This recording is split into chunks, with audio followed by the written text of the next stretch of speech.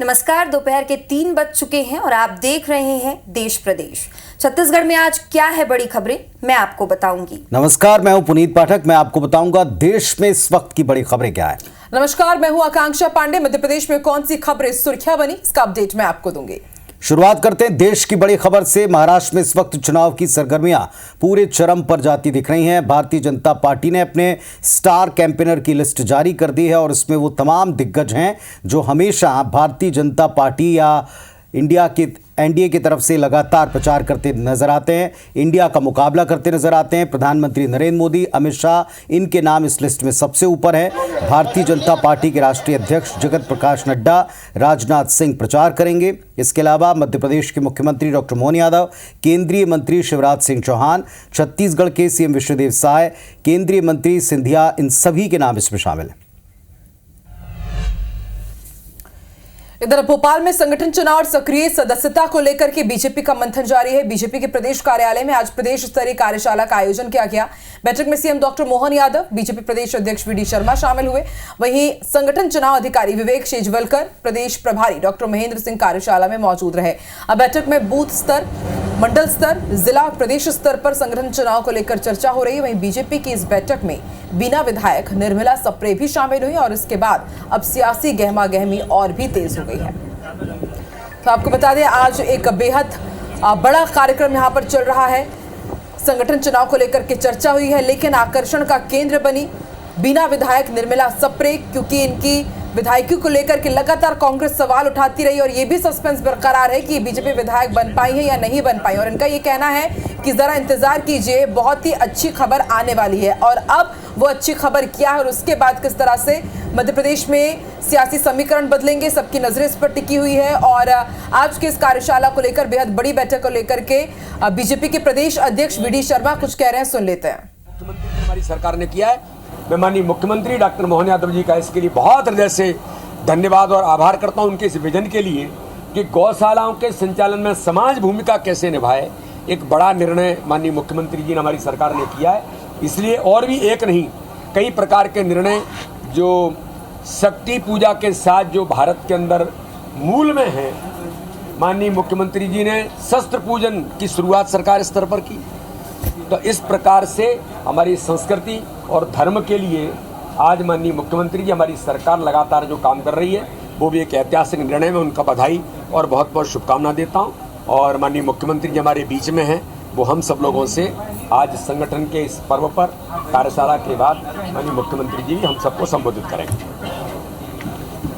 यशस्वी शुभंकर प्रदेश अध्यक्ष श्रीमान विष्णुदत्त शर्मा जी, हमारे नए नवनियुक्त निर्वाचन अधिकारी श्री विवेक शेजवलकर जी, माननीय भगवान दास जी, महामंत्री बहन अर्चना जी, पूर्व मंत्री वर्तमान विधायक बुरहानपुर, हम सब मिलकर के आज यहाँ संगठन पर्व के आधार पर आगामी समय में होने वाली गतिविधियों को लेकर के पूरे प्रदेश के नेतृत्व के साथ बैठे, सभी विधायक बैठे, सांसद बैठे, हमारे सभी निर्वाचन जिले के और बाकी अलग अलग प्रकार के दायित्ववान लोगों के साथ। भविष्य में हमारा संगठन विश्व का सबसे बड़ा और जीवंत संगठन है और मुझे इस बात की प्रसन्नता भी कि हमारे यहाँ जो एक संगठन की सिस्टम होता है कि पहले सदस्यता, फिर सक्रिय सदस्यता, फिर बूथ का चुनाव, मंडल का, जिले का, ये जो सिस्टम है, इसी कारण से भारतीय जनता पार्टी ने अपनी लंबी यात्रा कुशल संगठन के भरोसे से अदा की है।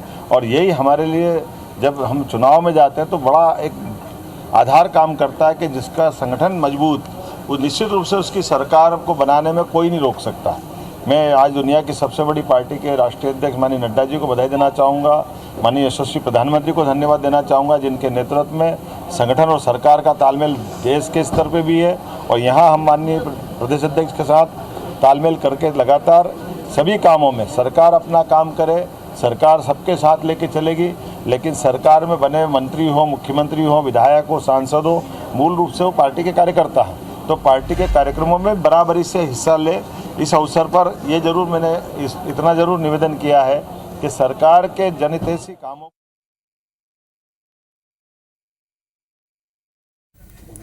तो आप सीएम डॉक्टर मोहन यादव को सुन रहे थे। उन्होंने बताया कि आज की बैठक कितनी महत्वपूर्ण है और आज इस बैठक में बिना विधायक निर्मला सप्रे भी शामिल हुई हैं और इस बैठक में शामिल होने को लेकर उन्होंने क्या प्रतिक्रिया दी है, सुनिए।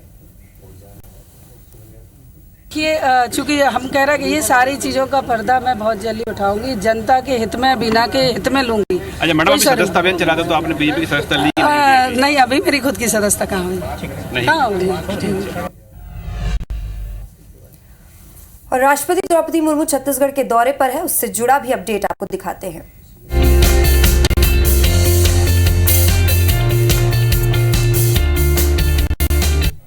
तो राष्ट्रपति द्रौपदी मुर्मू छत्तीसगढ़ के 2 दिवसीय दौरे पर है। अपने दौरे के दूसरे दिन राष्ट्रपति द्रौपदी मुर्मू ने दिन की शुरुआत भगवान जगन्नाथ की पूजा के साथ की।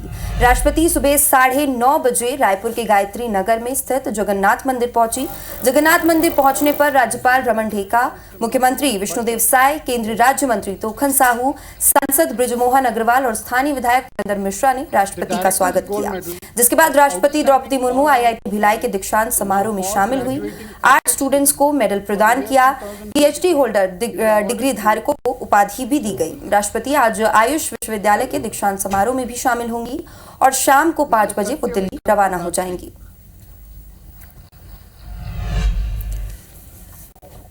महाराष्ट्र विधानसभा की सरगर्मियां काफी तेज हैं। जैसा शुरुआत में भी हमने आपको दिखाया, एक तरफ स्टार प्रचारकों की लिस्ट आ रही तो दूसरी तरफ प्रचार में अब अलग अलग मुद्दे दिख रहे हैं। विधानसभा चुनाव के लिए कांग्रेस ने शनिवार को अपने कैंडिडेट की दूसरी लिस्ट जारी की है, जिसमें 23 नाम हैं। पहली सूची में कांग्रेस ने 48 नाम घोषित किए और अब तक इस तरह दोनों सूचियां मिलाकर कुल 71 कैंडिडेट्स का ऐलान पार्टी कर चुकी है। महाराष्ट्र में शिवसेना उद्धव गुट, राष्ट्रवादी कांग्रेस पार्टी शरद गुट और कांग्रेस पार्टी, ये तीनों मिलकर एक युति बनाकर चुनाव लड़ रही हैं। 23 अक्टूबर को तीनों दलों ने 85 सीटों पर लड़ने का ऐलान किया था।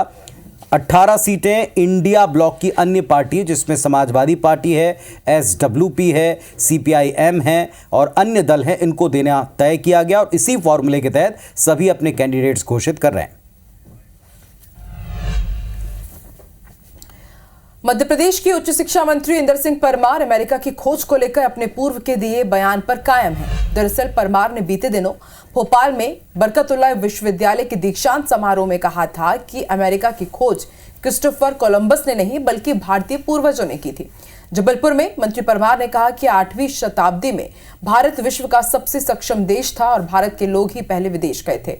साथ ही कहा कि जिन्हें भारत पर गर्व नहीं, वो मानते हैं कि कोलंबस ने अमेरिका की खोज की थी। वहीं विश्वविद्यालयों को RSS की शाखा बनाने के नेता प्रतिपक्ष उमंग सिंघार के आरोप पर परमार ने कहा कि जिन्हें गुरु परंपरा से परहेज है, उनके बारे में क्या ही कहा जाए। परमार ने कहा कि ईसा मसीह के जन्म से पहले ही भारत में गुरु परंपरा थी और भारतीय परंपरा के हिसाब से कुलपतियों को कुलगुरु कहना सबसे अच्छा संबोधन है। इसके अलावा उन्होंने छात्र संघ चुनाव को लेकर कहा कि सरकार छात्र संघ चुनाव कराए कि वहीं मंत्री परमार ने भारतीय ज्ञान परंपरा को तय प्रक्रिया से पाठ्यक्रम में जोड़ने की बात भी कही।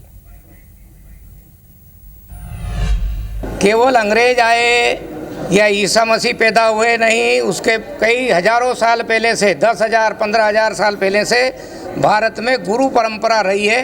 हमने कुलपति एक ऐसा शब्द था जिससे कई प्रकार की भ्रांतियां पैदा होती थी। भारत की परंपराओं के अनुसार हमने कुलगुरु शब्द को जोड़ा है।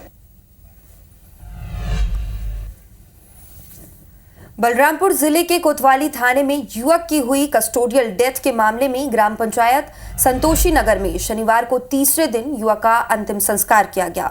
2 दिनों तक जारी बवाल के बाद प्रशासन और जनप्रतिनिधियों द्वारा की गई मध्यस्थता के बाद ग्रामीण और परिजन आखिरकार मान गए और चनान नदी के तट पर मृतक का अंतिम संस्कार किया। आपको बता दें कि मृतक गुरुचंद मंडल की कोतवाली थाने के बाथरूम में 24 अक्टूबर को फांसी पर लटकी हुई लाश मिली थी, जिसे लेकर परिजनों ने हत्या का आरोप लगाया था और शव लेने के लिए तैयार नहीं थे। लेकिन पूर्व जिला पंचायत सदस्य धीरज सिंहदेव और जनपद सदस्य भानुप्रकाश दीक्षित के प्रयास से ग्रामीण शांत हुए। मामले को लेकर धीरज सिंहदेव ने कहा कि ग्रामीणों को समझाया गया, जिसके बाद वो मान गए हैं। वहीं SDM ने गांव में शांति की बात कही है। उधर मामले को लेकर PCC चीफ दीपक बैज ने सरकार पर तंज कसा और कहा बलरामपुर जैसे शांत एरिया में इस प्रकार की बड़ी घटना शायद सरकार की नाकामी को बयां कर रही है। कांग्रेस इसकी निष्पक्ष जांच कराएगी।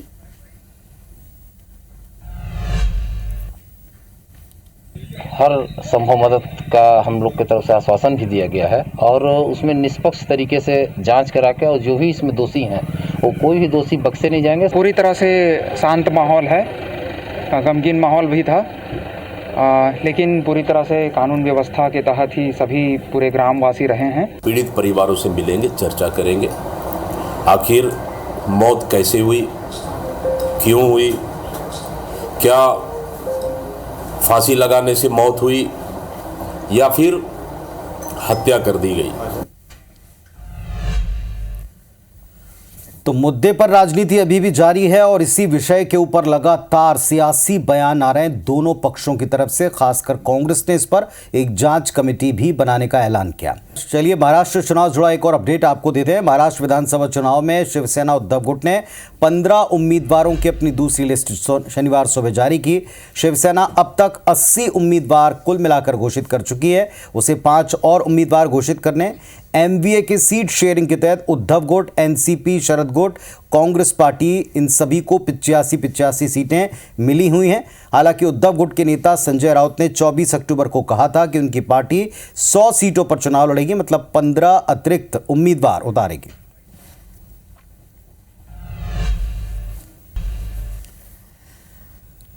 इधर भिलाई में घर का ताला तोड़कर लाखों की चोरी का मामला सामने आया है। चोर लॉकर तोड़कर जेवरात और कैश लेकर फरार हो गए। बताया जा रहा है पड़ोसी महिला के शोर मचाने पर दोनों चोर भाग खड़े हुए। इसी दौरान सीसीटीवी फुटेज में नजर आए सभी आरोपी और भिलाई नगर थाना क्षेत्र का यह मामला है।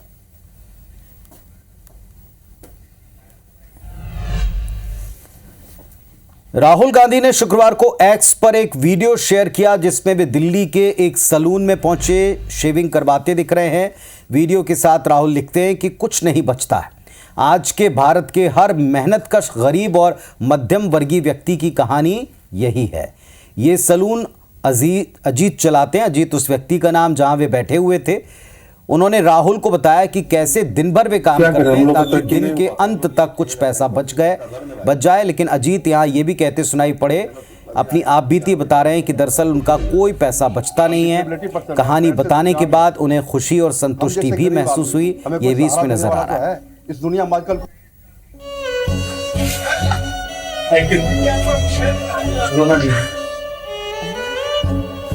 कुछ नहीं बचता है। 15,000 में आज क्या बचे? कुछ नहीं बचे। क्या घर का किराया? घर का किराया 2,000 रुपए, 2,000 रुपए बिल्कुल लेते हो, किराया चले जाते हैं। और वाइफ भी है। वाइफ गैंगस्टर लॉरेंस के जेल से इंटरव्यू के मामले में सरकार ने आरोपी अफसरों और कर्मचारियों के खिलाफ अब एक्शन लिया है।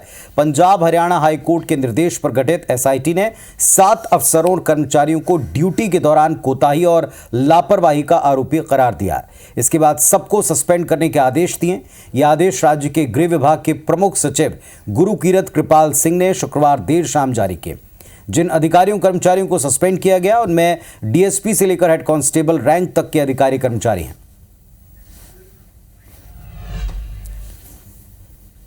तो देश प्रदेश में फिलहाल इतना ही। खबरों अपडेट्स का सिलसिला IBC 24 पर लगातार जारी है। फिलहाल हम तीनों को इजाजत दीजिए। नमस्कार।